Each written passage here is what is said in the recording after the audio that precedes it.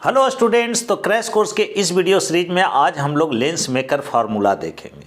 मतलब refraction through double spherical surface. इसके पहले हम लोग refraction through single spherical surface देख चुके हैं और उसमें हम लोग लाए थे μ2 by v minus μ1 by u is equal to μ2 minus μ1 by R. अगर आप नहीं देखें हैं तो उस वीडियो का लिंक इस वीडियो के डिस्क्रिप्शन में दिया हुआ है, पहले आप उसको देख लीजिए, तब आपको लेंस मेकर फार्मूला समझ में आएगा। लेंस मेकर फार्मूला पूछे या कहे prove that 1 by F is equal to μ2 minus μ1 by μ1 1 by R1 minus 1 by R2, या ये कह दे कि सिद्ध कीजिए prove that 1 by F is equal to mu minus 1 into 1 by R1 minus 1 by R2। सबके लिए ये बेसिक है, अगर इसको आप नहीं जानते हैं तो फिर ये फार्मूला नहीं सिद्ध होगा। तो आज का टॉपिक है मेरा lens maker formula. It means refraction through double spherical surface. कैसे उसको हम लोग प्रूव करेंगे, कैसे साबित करेंगे, इसके लिए देखिए हम लोग लिखेंगे कि let two spherical surface mn and m'(n). पहले टॉपिक लिख देते हैं लेंस मेकर फार्मूला।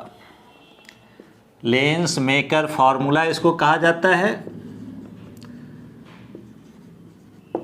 और इसको देखने के लिए कहने का मतलब लेंस मेकर फार्मूला या 1 by F is equal to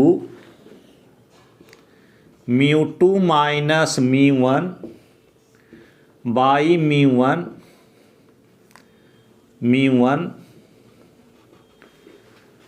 1 by R1 minus 1 by R2, या क्या रहे 1 बाई एफ ये रहे, या फिर 1 by F is equal to mu minus 1 by R1 minus 1 by R2। इसको सिद्ध करना रहे तो इसके लिए हम लोग लैंग्वेज में लिखेंगे let mn and m'(n' are two spherical surface, two spherical surfaces having center of curvature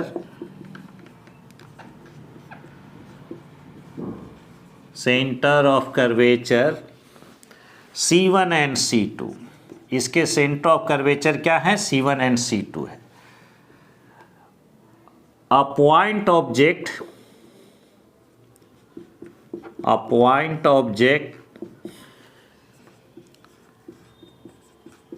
O kept on its principal axis after refraction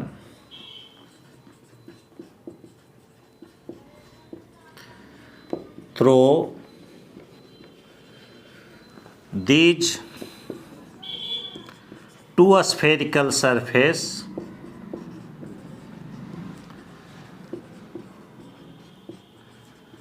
final image हम लिख रहे हैं, final image formed at point O'। O object है O point पर, और final image कहाँ पर बन रहा है तो O'' पर बन रहा है। Okay, if refractive index between two spherical surface is μ2 and refractive index of surrounding is μ1, then if refractive index between, ऐसे between लिखे हैं, two spherical surfaces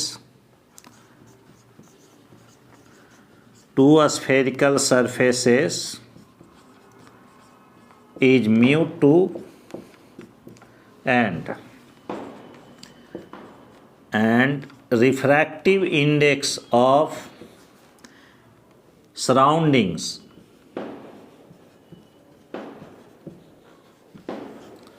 is μ1, then इस टाइप का कुछ हम लोग लैंग्वेज लिखेंगे और फिर देखेंगे कि कैसे फॉर्मूला आता है। तो इसका आप स्क्रीनशॉट लीजिए, आगे हम लोग देखते हैं। ये दो स्फेरिकल सरफेस आपने mn और m' लिया है, तो एक स्फेरिकल सरफेस हम लोग mn ले लिए, इसका नाम है mn, और दूसरा स्फेरिकल सरफेस m' n' ले लिए,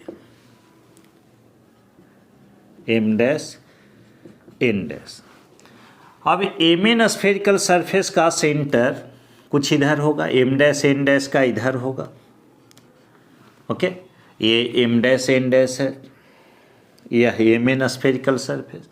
दोनों के सेंटर ऑफ कर्वेचर को मिलाकर एक लाइन खींचे तो हम लोग का वह लाइन क्या कहलाएगा? प्रिंसिपल एक्सिस कहलाएगा, प्रिंसिपल एक्सिस कहलाया। इस लाइन को हम लोग प्रिंसिपल एक्सिस कहती है। ओके,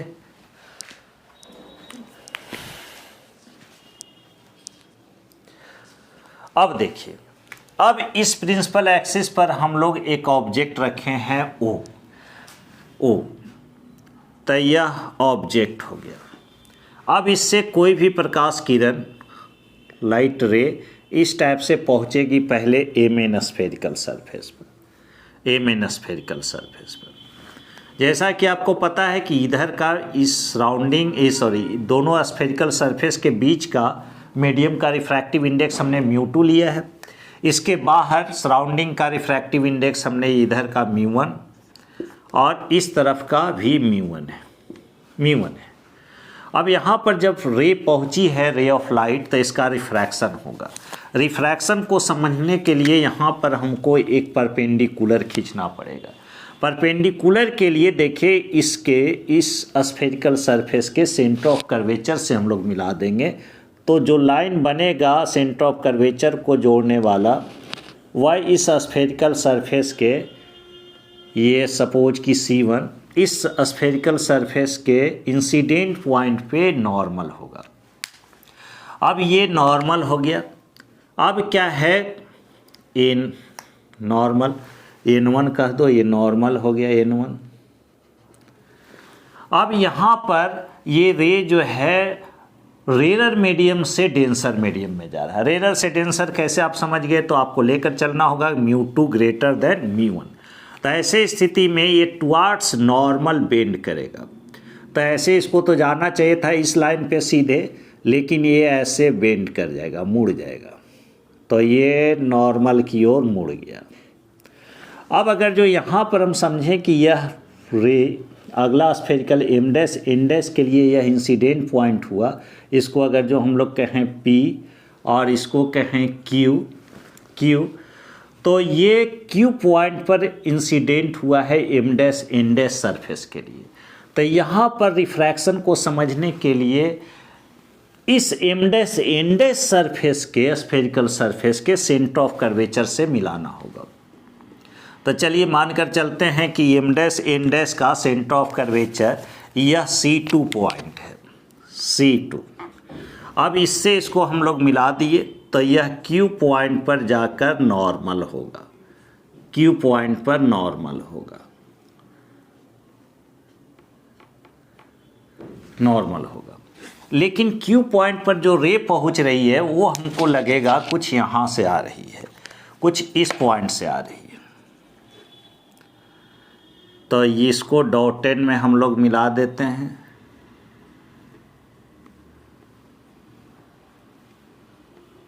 कुछ लगेगा कि यहाँ से आ रही है और पीछे बढ़ाना पड़ेगा।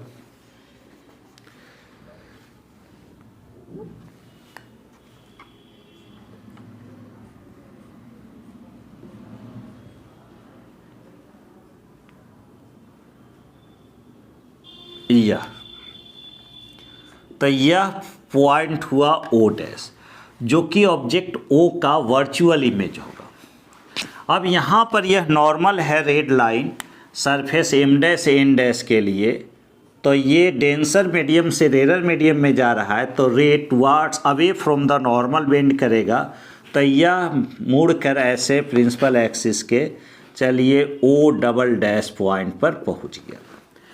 तो इस ऑब्जेक्ट का ओ ऑब्जेक्ट का यह final image O double dash point पर हुआ, जबकि ओ डैश पॉइंट जो है, ओ डैश पॉइंट यह ओ ऑब्जेक्ट का एमिन सरफेस द्वारा वर्चुअल इमेज है। अगर इसको हम लोग ऑप्टिकल सेंटर कहें तो इससे इसकी दूरी को हम लोग u लिखेंगे, ऑब्जेक्ट डिस्टेंस u। इस डिस्टेंस को हम लोग कह दिए v डैश, o डैश से सेंटर ऑफ कर्वेचर का, तो इसको हम लोग कह दिए v डैश। ध्यान दीजिएगा फिगर पर ये है सब कुछ, v डैश। अब ये जो डिस्टेंस है फाइनल इमेज का डिस्टेंस, इसको हम लोग कह दिए v कह दिए, v कह दिए। अब हम लोगों को जानना होगा, इसको कोई पॉइंट कह देते हैं, इसको, इस पॉइंट को ऐसे तो P या O कहा जाता है, लेकिन P और O यूज कर चुके हैं, तो इसको हम लोग कह दिए हैं S पॉइंट, S पॉइंट। अब देखिए S फॉर संतोष भी होता है, तो अपना नाम के बदले लिख देंगे हम। अब हम लोग लगाएंगे refraction through single spherical surface का फॉर्मूला। तो इधर का रिफ्रैक्टिव इंडेक्स μ1, इधर का μ2 यहाँ हटा देते हैं, जगह बनाते हैं, इधर कर दिया μ1 और इधर का रिफ्रैक्टिव इंडेक्स भी है μ1 सराउंडिंग्स का। अब फॉर स्फेरिकल सरफेस Mn की बात करते हैं। For spherical surface Mn, spherical surface Mn के लिए, किस स्फेरिकल सरफेस Mn के लिए, तो क्या फॉर्मूला लगाएंगे, μ2 बाई v। तो Mn स्फेरिकल सरफेस का इमेज v पर नहीं बल्कि v डैश पर बन रहा है, तो v dash μ2 by v minus μ1 by u होता है। तो चलिए Mn स्फेरिकल सरफेस के लिए तो यही ऑब्जेक्ट का काम कर रहा है, u is equal to μ2 minus μ1, और इसका रेडियस ऑफ कर्वेचर को अगर r1 लिखते हैं तो यह r1। इस इक्वेशन को हम कह दिए नंबर वन, फर्स्ट इक्वेशन। अब spherical surface m dash n dash के लिए यहाँ पर लिखेंगे for spherical surface m dash n dash, for spherical surface m dash n dash, m dash n dash, इसके लिए बात कर रहे हैं, m dash n dash spherical surface के लिए। तो इस स्फेरिकल सरफेस के लिए o डैश ऑब्जेक्ट है, o डैश ऑब्जेक्ट है, और इमेज कहाँ बन रहा है, o डबल डैश पर, जो जिसकी दूरी क्या है, v है, v। लेकिन रिफ्रैक्शन रे कौन मीडियम से चल रहा है, μ2 रिफ्रैक्टिव इंडेक्स वाले मीडियम से μ1 रिफ्रैक्टिव इंडेक्स वाले मीडियम में जा रहा है। तो जहाँ μ2 बाई v होता है, तो इसका दूसरा मीडियम का रिफ्रैक्टिव इंडेक्स μ1 होगा। तो इसके लिए हम लोग लिखेंगे μ1 बाई v इमेज डिस्टेंस। तो m डैश n डैश के लिए final image o double dash पर बन रहा है, तो μ1 बटा v माइनस μ2 बटा v हुआ बेसिकली यह, माइनस μ1 बाई u। तो μ1 पहला मीडियम, इसके लिए μ2 रिफ्रैक्टिव इंडेक्स वाले हैं, तो μ2 बाई u, इसके लिए ये वर्चुअल ऑब्जेक्ट का काम कर रहा है, तो u के जगह हम लोग v डैश लिखेंगे, v dash is equal to μ2 minus μ1। तो μ2 इसके लिए μ1 है, तो μ1 माइनस μ2, μ1 माइनस μ2 बाई R2। अब इसको और हम लोग सजा कर लिखते हैं, तो यहाँ देखिए μ1 बाई v, ये μ1 by v minus μ2 by v dash, μ2 by v dash is equal to, इसमें अगर माइनस कॉमन ले लिया जाए तो क्या होगा, μ2 minus μ1, is equal to minus, common ले लिए तो μ2 माइनस μ1 बाई R2। ये इक्वेशन सेकेंड हुआ। ये फर्स्ट और सेकेंड को अगर ऐड करते हैं तो क्या लिखेंगे, from first plus second, first plus second. अगर ये दोनों को ऐड कीजिएगा तो पहले दोनों इक्वेशन को हम लोग लिख जाते हैं। फर्स्ट समीकरण क्या है, first equation μ2 by v dash minus μ1 by u is equal to μ2 minus μ1 by R1, और सेकेंड इक्वेशन है μ1 by v minus μ2 by v dash is equal to minus μ2 minus μ1 by R2। अब दोनों को जब ऐड करेंगे तो देखिए ये दोनों कैंसिल होगा। दोनों को जब ऐड करेंगे तो यहाँ देखा जाए कि μ2 बाई v डैश और ये दोनों कैंसिल हो जाएंगे। तो बच क्या जाएगा, बच जाएगा μ1 by v minus μ1 by u, μ1 by v minus μ1 by u is equal to μ2 minus μ1 common होगा तो यहाँ फाइनल आंसर लिखते हैं। दोनों को ऐड करने के बाद क्या हुआ, μ1 बाई, इसलिए μ1 by v minus μ1 by u is equal to, ये μ2 माइनस μ1 दोनों में है तो μ2 माइनस μ1 कॉमन लिया, μ2 माइनस μ1 कॉमन लिए तो क्या होगा, 1 by R1 minus 1 by R2, 1 by R1 minus 1 by R2 ये होगा। अब μ1 अगर बाहर यहाँ निकाल ले तो बच गया 1 by v minus 1 by u is equal to μ2 minus μ1 into 1 by R1 minus 1 by R2। Okay, final answer लिखेंगे तो 1 by v minus 1 by u, 1 by v minus 1 by u lens formula से होता है 1 बाई f। अगर आप नहीं जानते हैं तो इसका वीडियो पड़ा हुआ है हमारे डिस्क्रिप्शन में, ऑप्टिक्स आपका जो प्लेलिस्ट है उसमें इसका वीडियो होगा, आप वहाँ से देख सकते हैं। 1 by v minus 1 by u को अगर जो हम लोग 1 बाई f लिखेंगे तो क्या हो जाएगा, जो देखिए μ1 को, इस μ1 को यहाँ ले आते हैं तो 1 by v minus 1 by u equal to 1 by f हो गया is equal to μ2 minus μ1 by μ1 1 by R1 minus 1 by R2। ये फार्मूला हुआ लेंस मेकर फार्मूला। अब इसी में अगर सराउंडिंग मीडियम का रिफ्रैक्टिव इंडेक्स सराउंडिंग हवा हो तो उसका रिफ्रैक्टिव इंडेक्स 1 लिया जाएगा तो μ1 1 हो गया, और इस स्फेरिकल सरफेस के बीच का मीडियम का रिफ्रैक्टिव इंडेक्स अगर म्यू कहें तो क्या हो जाएगा 1 बाई f, μ2 को म्यू लिखे और μ1 हवा है तो उसका रिफ्रैक्टिव इंडेक्स 1, तो μ2 का मतलब म्यू माइनस 1 बाई 1 तो 1 by R1 minus 1 by R2। तो यही लेंस मेकर फार्मूला है, इतना ही आपको करना होगा। तो इसी फार्मूला को हम लोग लेंस मेकर फार्मूला कहते हैं। ओके, तो इस तरह से आज हम लोग लेंस मेकर फार्मूला के बारे में देखें।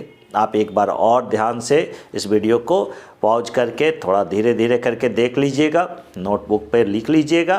काफ़ी इम्पॉर्टेंट क्वेश्चन है, अक्सर ये क्वेश्चन पूछा जाता है। तो नेक्स्ट क्लास में, नेक्स्ट वीडियो में हम लोग लेंस का पावर के बारे में पढ़ेंगे।